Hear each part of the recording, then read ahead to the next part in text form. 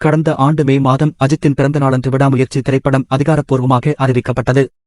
அந்த அறிவிப்பு வெளியாகி 5 மாதங்களுக்கு பின்னர் அக்டோபர் மாதம்தான் விடாமுயற்சி பட ஷூட்டிங் அஜர்பைஜான் நாட்டில் தொடங்கியது.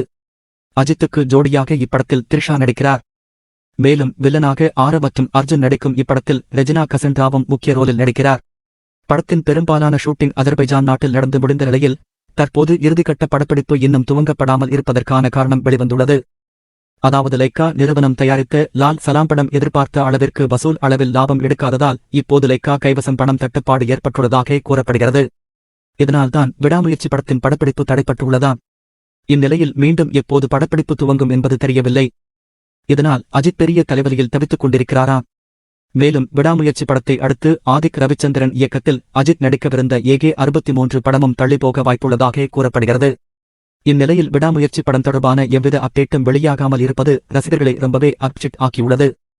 சமீபத்தில் புதுச்சேரி காமராஜர் திரையரங்கில் வாலி ரீ-ரிலீஸ் செய்யப்பட்ட நிலையில் அங்கு திரண்ட அஜித் ரசிகர்கள் விடாமுயற்சி அப்டேட் கேட்டு லைக்காவை காணவில்லை. விடாமுயற்சி டைட்டில் வெளியாகி 300 நாளாச்சு, படத்தோட அப்டேட் என்னாச்சு, கண்டுபிடித்து தருபவருக்கு தக்க சன்மானம் வழங்கப்படும் என்று அச்சிடப்பட்ட பேனருடன் வந்து தங்களின் இயக்கத்தை வெளிப்படுத்தினர்.